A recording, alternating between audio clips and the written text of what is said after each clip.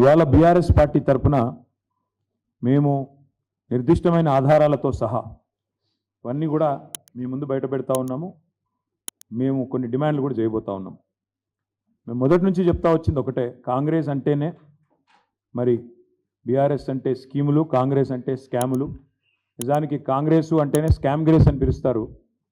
కుంభకోణాల కుంభమేళ జరుగుతుంది తెలంగాణలో ఈ కాంగ్రెస్ వస్తే అనే మాట మేము ఎన్నికల ముందు 6 నెలల ముందే చెప్పడం జరిగింది. ఇవాళ కాంగ్రెస్ పార్టీ పెద్దలు ముఖ్యంగా ఈ రాష్ట్రంలో ఒకటే ఫిలాసఫీ పెట్టుకున్నారు, గల్లీ మే లూటో ఢిల్లీ మే బాంటో. అంటే ఇక్కడ దోచుకో, గల్లీలో దోచుకో, ఢిల్లీలో అక్కడ ఉండే కాంగ్రెస్ పెద్దలకు అక్కడ ఉండే వారికి మరి అందులో ఎందుకంటే సామంతరాజులు కప్పాలు కట్టాలి కాబట్టి ఇక్కడి నుంచి అక్కడి వరకు వారు పంపకాలు, సూట్ కేసులు మోయడం ఇవన్నిట్లో బిజీగా ఉన్నారు. ఇవాళ ఏది వదలట్లేదు వీళ్ళు.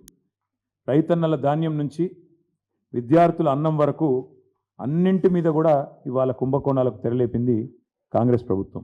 ఇటు రైతులేమో పడిగాపులు పడుతుంటే రోడ్ల మీద ఇంకా ధాన్యం కొనుగోలు పూర్తిగాక అకాల వర్షాలతో సతమతమయ్యి కొనుగోలు కేంద్రాలలో రైతులు కన్నీళ్లు పెట్టుకుంటే, మరొకవైపు ప్రభుత్వం మాత్రం ధాన్యం కొనుగోలు మీద దృష్టి పెట్టకుండా వాళ్ళు చాలా బిజీగా ఈ ధాన్యం కుంభకోణం మీద దృష్టి పెట్టి మరి స్వయంగా ముఖ్యమంత్రి గారి పేషీ నుంచి పౌర సరఫరాల శాఖ డిపార్ట్మెంట్ నుంచే ఈ కుంభకోణం జరిగిందనేది మాకు వస్తున్న ఇన్ఫర్మేషన్.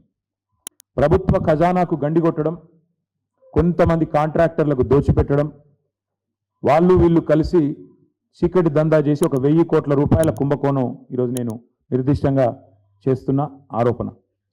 ఇప్పటికే రాష్ట్రంలో బి ట్యాక్స్ అని, ఆర్ ట్యాక్స్ అని, ఆర్ఆర్ ట్యాక్స్ అని, యూ ట్యాక్స్ అని రకరకాలుగా ట్యాక్స్ల గురించి వింటా ఉన్నాం, అన్అఫీషియల్ ట్యాక్స్ల గురించి వింటా ఉన్నాం. ఈ ప్రభుత్వం ఎట్లా ఉందంటే వ్యవహారము, 2 లక్షల రూపాయల రుణమాఫీ చేసే తెలివి లేదు. మహిళలకు 100 రోజుల్లోనే అన్నీ ఇస్తాం, 6 గ్యారంటీల్లో అన్ని 100 రోజులు అమలు చేస్తామని పొంకనాలు కొట్టింది ఇదే ప్రభుత్వం. మొదటి రోజే 2 లక్షల రూపాయలు రైతన్నలకు రుణమాఫీ చేస్తామని డైలాగులు కొట్టింది, ఉదరగొట్టింది ఇదే ప్రభుత్వం, ఈ ముఖ్యమంత్రి రేవంత్ రెడ్డి.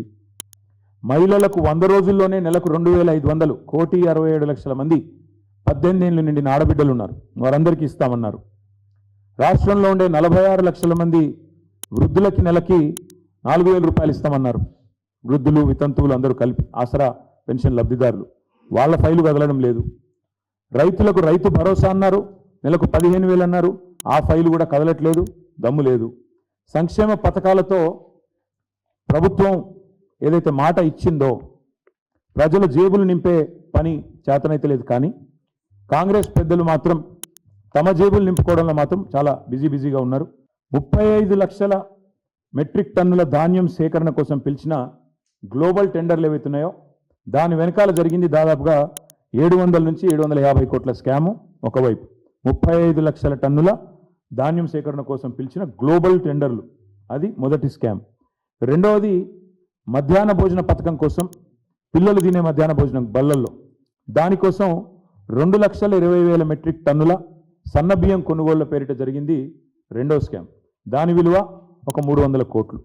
రెండు కలిపితే 1,011 కోట్ల కుంభకోణం, 1,100 కోట్ల కుంభకోణానికి తెరలేపింది కాంగ్రెస్ సర్కార్.